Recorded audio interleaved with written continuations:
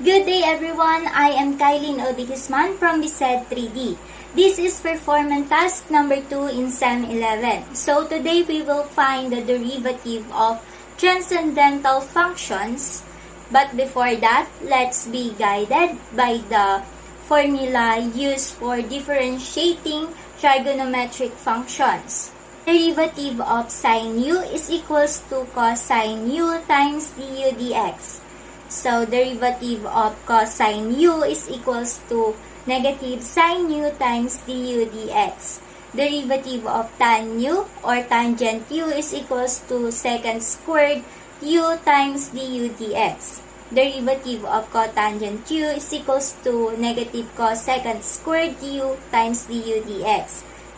Derivative of secant u is equals to negative secant u tan u and times du dx. Last derivative of cosecant u is equals to negative cosecant u cotangent u times du dx.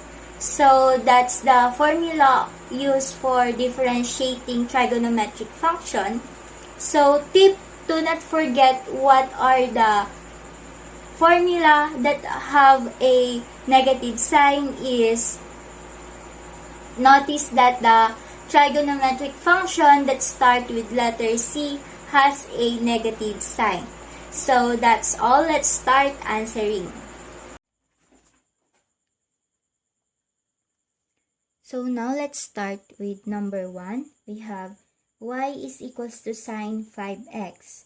So we all know that the derivative of sine x is equals to y prime is equals to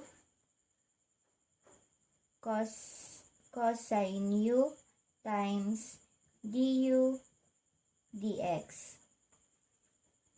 So from this function, we have u is equals to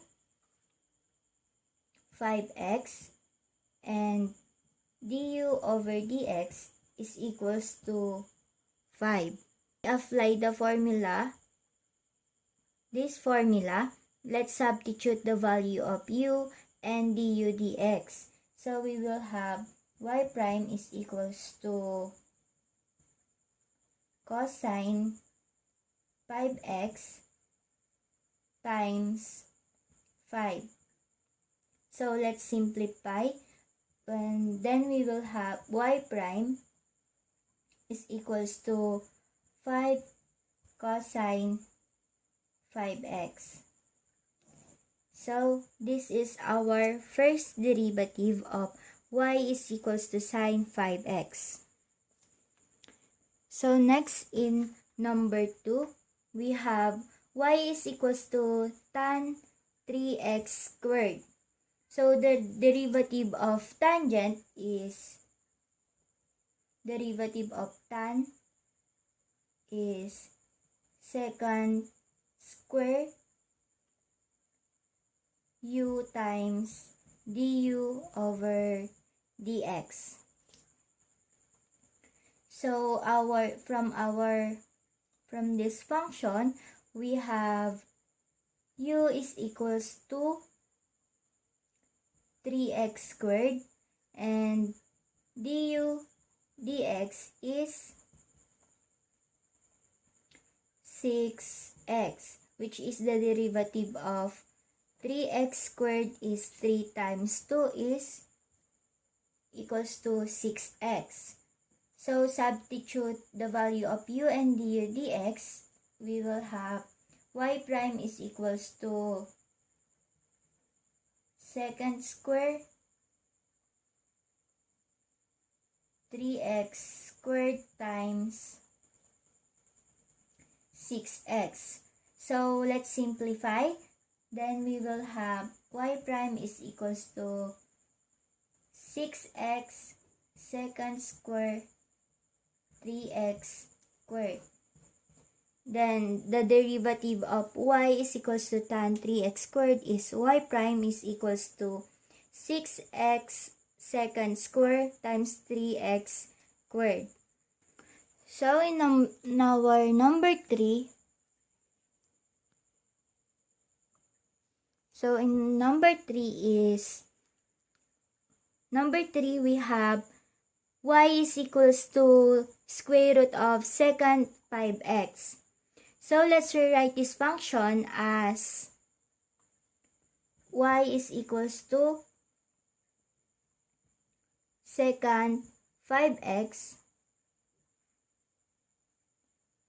to the power of 1/2, so that we can apply the chain rule and get the derivative. So we have y prime is equals to 1/2 times secant 5x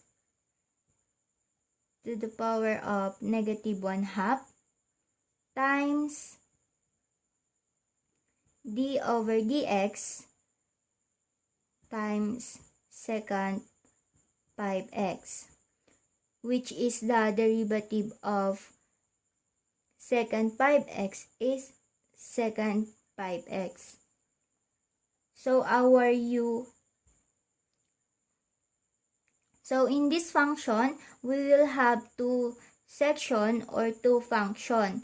So the u in this function is 1/2 the x, and du dx is equals to 5. So to get the derivative of secant 5x, we have secant u. The derivative of secant is secant u times tan u times du over dx. So let's substitute the value of u and du dx. So we have secant 5x tan 5x times 5.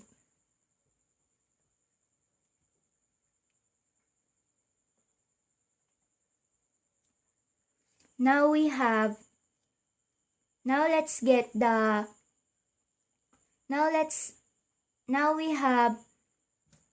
y prime is equals to 1/2 secant 5x to the power of negative 1/2 times, which is this, secant 5x tan 5x. Now let's simplify this function and express as a function. So we will have y prime is equals to 5 secant 5x times tan 5x all over 2 times square root of secant 5x. So this is the derivative of y is equals to square root of secant 5x. So next, number 4, we have y is equals to x squared cosine x plus 2x sine x minus 2 cos x. So now let's differentiate this function and this time we will apply the product rule. So let's differentiate this first. So we have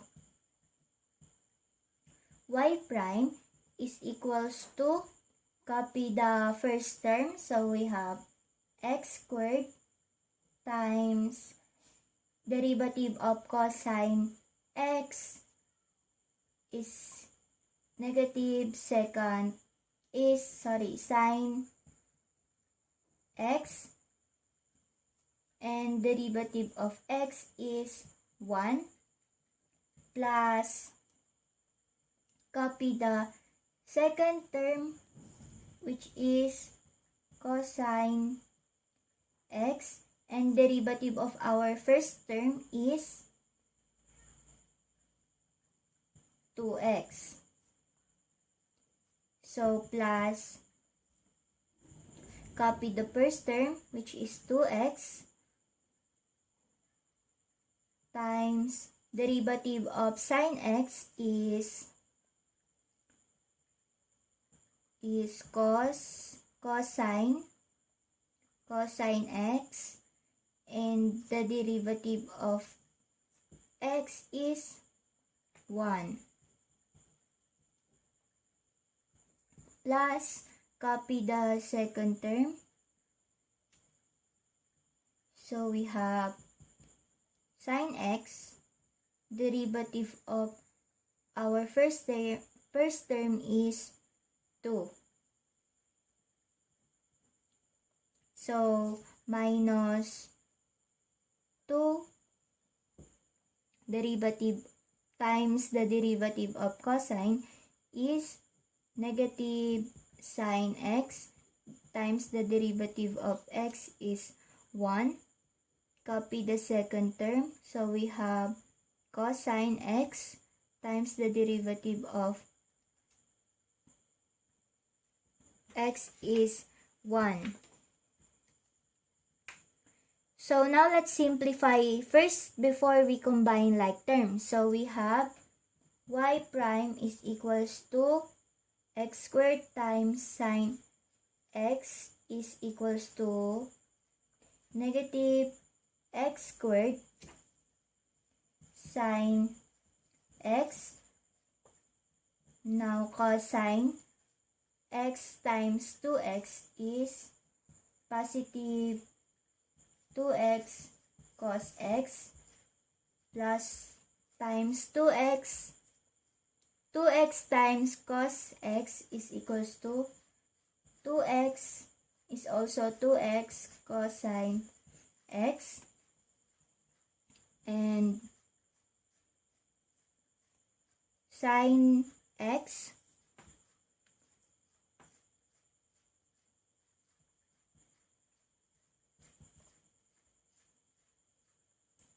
sine x, and negative 2 times negative sine x is equals to positive 2 sine x.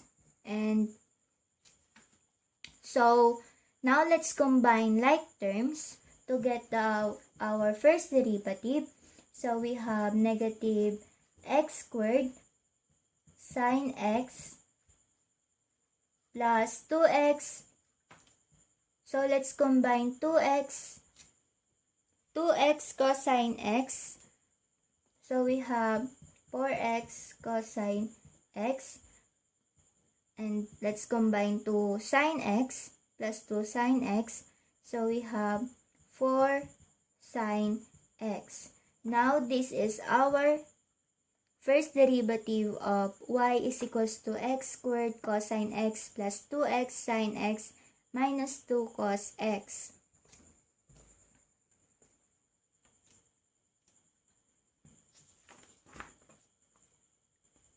So, last number 5, let's apply. So, in this function, let's apply chain rule again.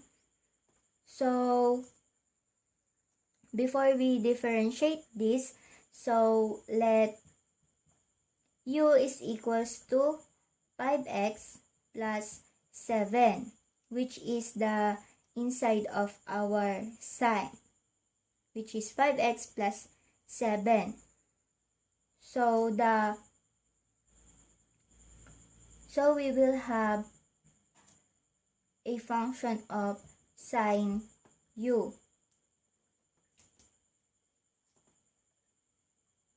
So let's differentiate. So we have d over du times sine u times d over dx, which is 5x plus 7. So the derivative of our sine u is cos x or cos u times the derivative of the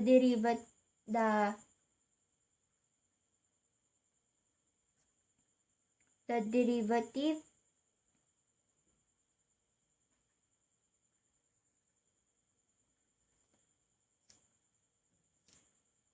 So, times the derivative of 5x, which is 5 times x, or 5 times 1 is equals 5. Then plus 7, which will become 0. So, we have cos u times 5.